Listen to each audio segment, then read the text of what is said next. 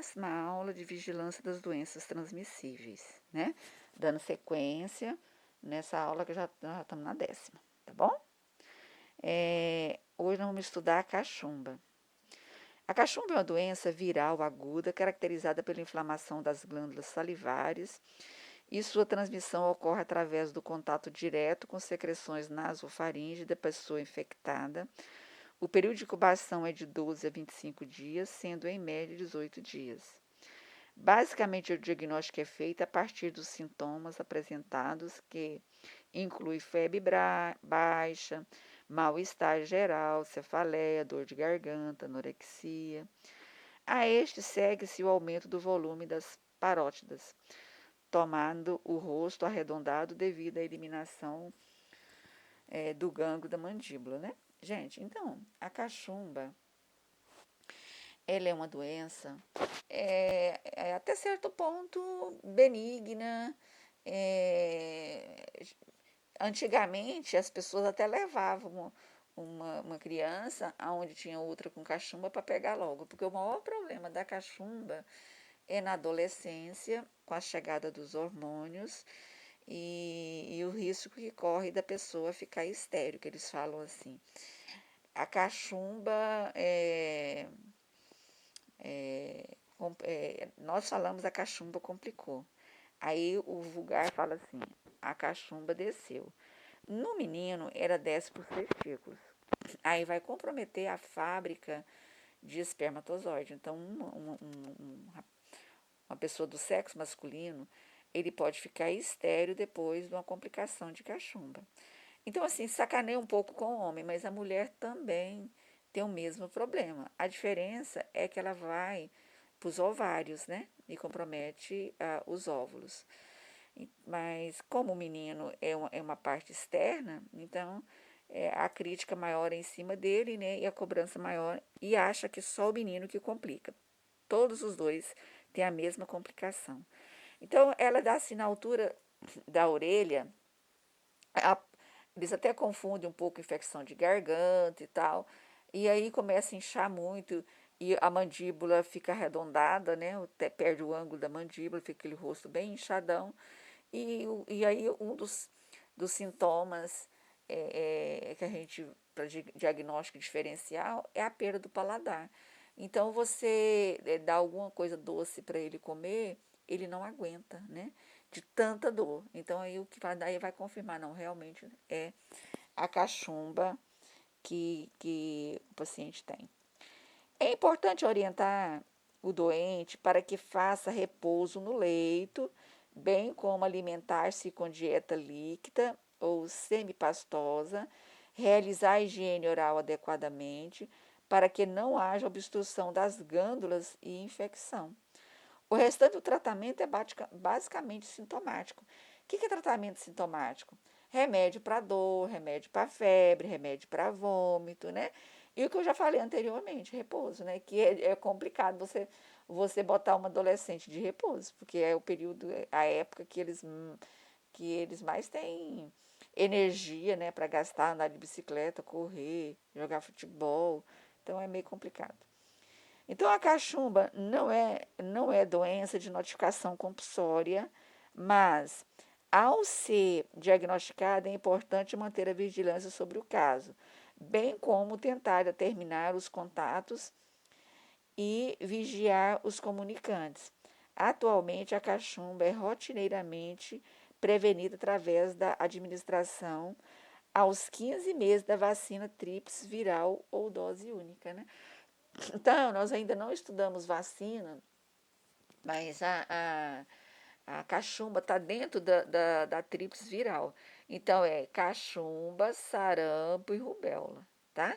Essas são essas 3 doenças que a gente faz a prevenção dela com vacina.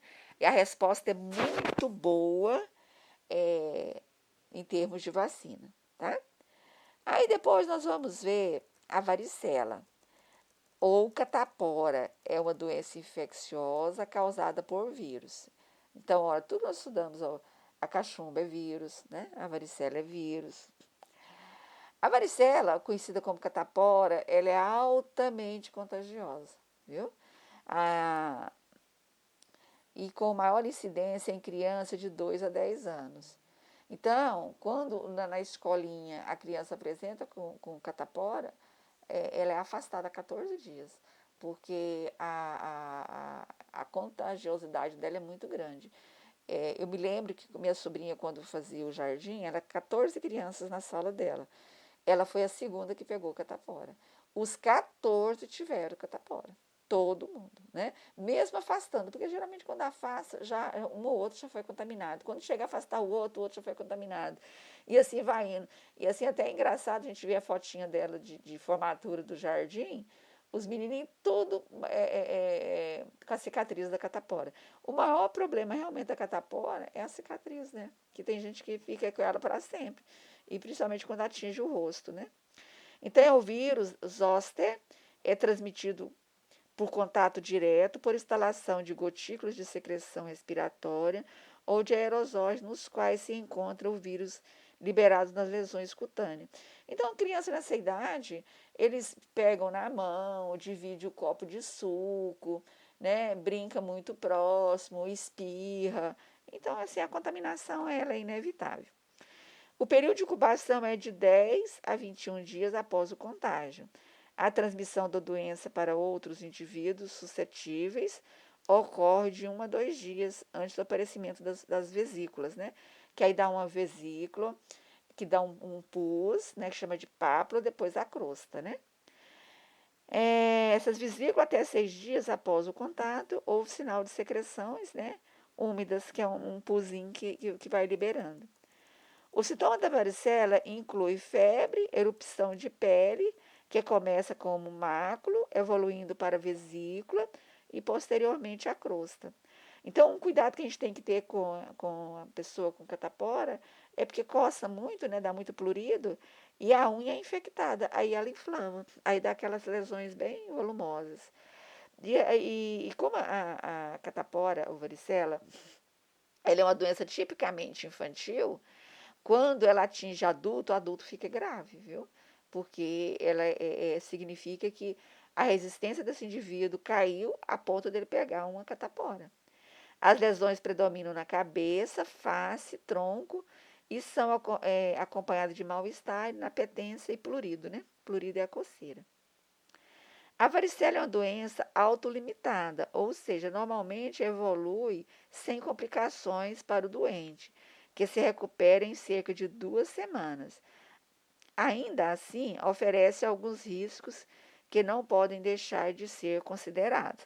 Então, é aquilo que eu falei, ela é mais grave de adolescente para adulto. Criança realmente passa assim bem tranquilo, né? Durante o episódio de varicela, o indivíduo chega a apresentar 250 a 500 vesículas, favorecendo a contaminação por bactérias, principalmente quando as lesões são coçadas com unhas sujas ou cobertas por talcos, que o povo tem mania de jogar talco.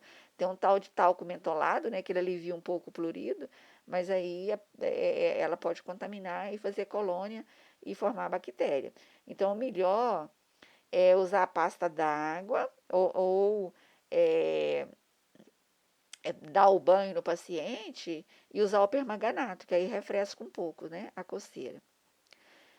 Assim, os doentes devem ser orientados para não coçar as feridas e manter a unha bem cortadas e tomar banhos frios para aliviar o mal-estar provocado pelo prurido, promovendo sua higiene. A infecção primária causa doença e, posteriormente, o agente infeccioso pode permanecer latente nos gânglios nervosos próximos à medula espinhal, que se reativando causa a herpes zoster, né? Que é aquela doença que dá assim, geralmente na metade do corpo, do abdômen, assim, do umbigo até a região lombar. Aí, posteriormente, porque ela fica alojada. Qualquer época que a resistência do paciente abaixar, ele pode desencadear uma herpes zoster. Ou toma um sol, aí fica aquela herpes na boca. É muito comum, né? Quando a pessoa vai para o clube, Quando a gente fica no final da tarde, tá lá a herpesinha no lábio dele, né? Assim, ela é contagiosa, é fato. Mas para isso a outra pessoa tem que estar com a resistência baixa. Não é assim, aquele perigo exacerbado, não, tá? Depois que ela vira a herpes zoster, tá? Ela realmente é contagiosa no período da doença, que é a catapora. Comumente, o diagnóstico da doença é feito com base nos sintomas e sinais apresentados pelo doente, sem necessidade de pesquisa específica do vírus da corrente sanguínea.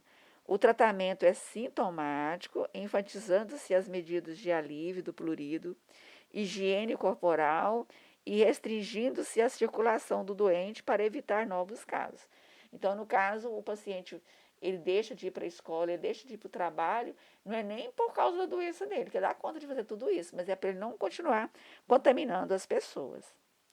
Além dessas ações, a vigilância deve tentar identificar os contatos nos casos de surto institucionais. Não mais se recomenda esvaziar enfermarias ou suspender a aula das escolas, né? A escola em si. Antigamente era suspensa as aulas, hoje não, hoje só afasta a pessoa, como eu já expliquei, que é por causa dos novos contatos. Então, à medida que a pessoa vai aparecendo, aí vai afastando aquela pessoa, mas as aulas podem continuar normais, tá? Gente, por hoje é só, tá? Amanhã nós vamos ver a última doença, tá? Desse grupo, que é a raiva humana, que já é um conteúdo até conhecido de vocês, que eu falei o semestre passado, quando eu dei aula de primeiros socorros. Então, obrigada, fica com Deus, até a próxima.